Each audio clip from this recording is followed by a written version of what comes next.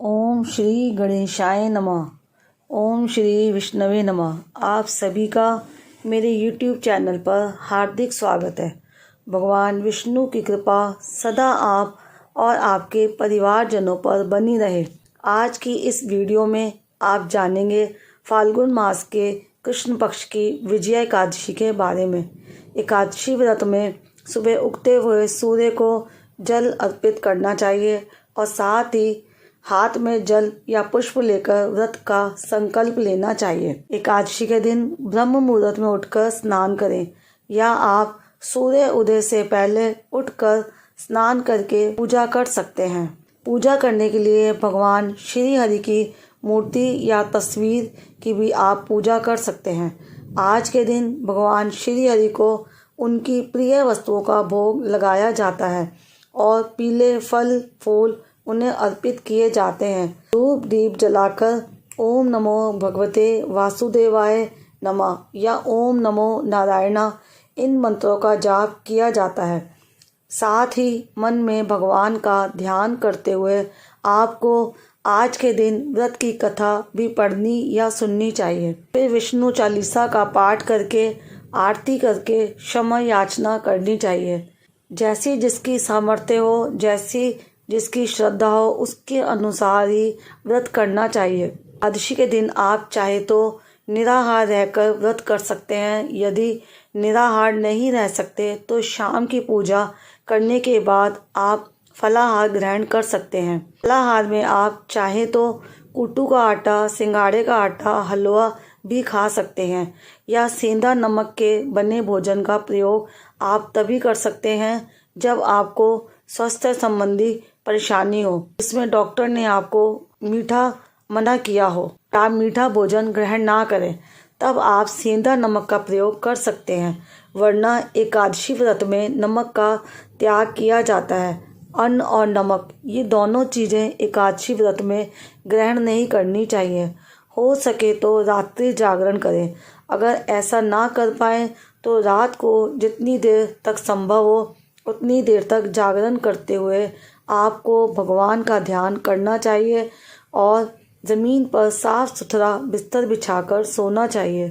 गृहस्थ लोगों को ब्रह्मचर्य का पालन करना चाहिए। अपने मन को, अपनी सभी इंद्रियों को वश में रखते हुए सिर्फ भगवान का ध्यान करते हुए उनसे हर समय हर क्षण केवल यही कहें कि वो आपकी मनोकामना पूर्ण करें। जाने अनजाने में कोई गलती हुई हो तो उसके लिए भगवान आपको क्षमा करें और अगले दिन द्वादशी तिथि की जो भी आपको मुहूर्त बताया है उसी समय आपको पूजा करनी चाहिए और दान भी देना चाहिए। फाल्गुन मास के कृष्ण पक्ष की एकादशी का शास्त्रोक्त नाम है विजया एकादशी। भगवान श्री राम ने लंका पर चढ़ाई करते समय रावण पर विजय प्राप्त की कामना से इस एकादशी का व्रत किया था। इसी प्रकार के दुख दूर करके सभी कार्यों में विजय और सफलता प्रदायक इस विजय एकादशी को भगवान विष्णु का पूजन किया जाता है। धर्मराज युधिष्ठिर ने भगवान कृष्ण से प्रार्थना की, हे वासुदेव, फाल्गुन मास के कृष्ण पक्ष की एकादशी का नाम क्या है? इसका व्रत करने से किन फलों की प्राप्ति होती है तथा इसका विधि विधान क्या है? कृपया मुझे विस्तार पूर्वक बतलाइए। योगेश्वर भगवान श्री कृष्ण ने कहा, हे राजेंद्र, फाल्गुन मास के कृष्ण पक्ष की इस सर्व सिद्धि प्रदायक एकादशी का नाम विजया है। इसका व्रत करने वाले मनुष्य को सभी कार्यों में सफलता मिलती है। इस विजया एकादशी के महात्म्य के सुनने व पढ़ने मात्र से समस्त पापों का नाश हो जाता है। प्राचीन कथा सुनाते हुए भगवान कृष्ण ने आगे कहा, एक समय देव ऋषि नारद ने ब्रह्मा जी से यही प्रश्न किया था। तब ब्रह्मा जी ने नारद जी से कहा था कि हे नारद, ध्यान पूर्वक सुनो। इस विजया एकादशी का व्रत नए पुराने और गत जन्मों के पापों का हरण करके प्रत्येक क्षेत्र में व्रत धारक को विजय दिलाता है।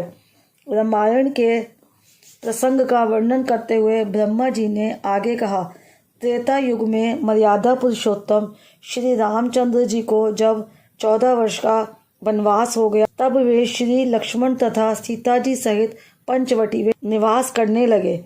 वहां से दुष्ट रावण ने जब सीता जी का हरण कर लिया तब श्री राम जी तथा लक्ष्मण जी अत्यंत व्याकुल हुए और सीता जी की खोज में चल दिए।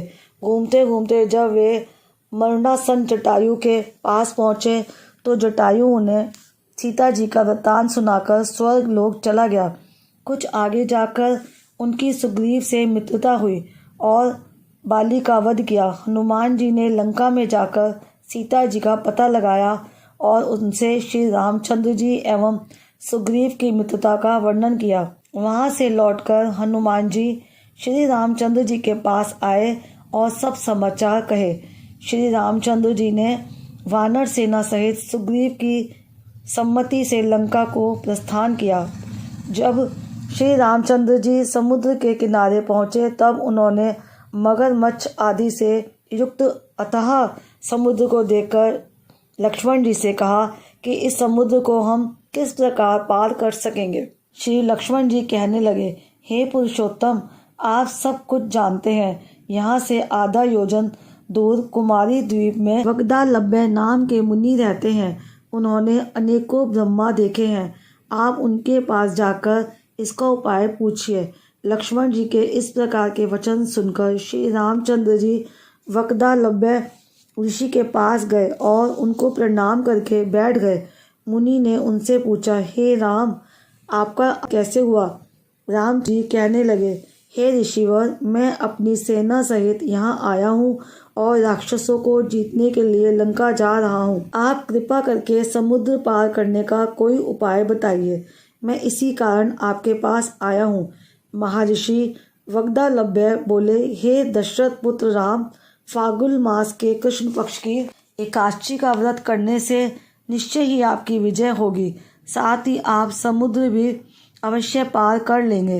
इस व्रत की विधि यह है कि दशमी के दिन स्वर्ण, चांदी, तांबा, मिट्टी का एक घड़ा लेकर उसे जल से भरकर उस पर पंचपल्लव रखने के पश्चात उसे वेदी पर स्थापित करें। 7 अनाज एक जगह मिलाकर घड़ा रखने हेतु वेदी बनाएं और घड़े के ऊपर जौ रखें। जौ के ऊपर भगवान श्री नारायण की स्वर्ण प्रतिमा स्थापित करें।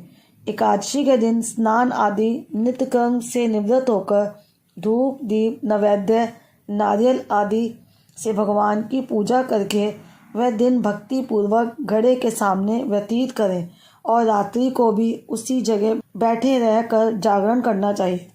द्वादशी के दिन नदी या तालाब के किनारे स्नान आदि से निवृत्त होकर उस घड़े को ब्राह्मण को दे देना चाहिए। यदि तुम इस व्रत को सेनापतियों के साथ करोगे तो अवश्य ही विजयी होगे। इसके पश्चात श्री रामचंद्र जी ने विधि पूर्वक विजय एकादशी का व्रत किया और उसके प्रभाव से लंका में राक्षसों पर विजय पाई। अतः हे राजन, जो मनुष्य इस व्रत को विधि पूर्वक करेगा उसे दोनों लोकों में विजय प्राप्त होगी।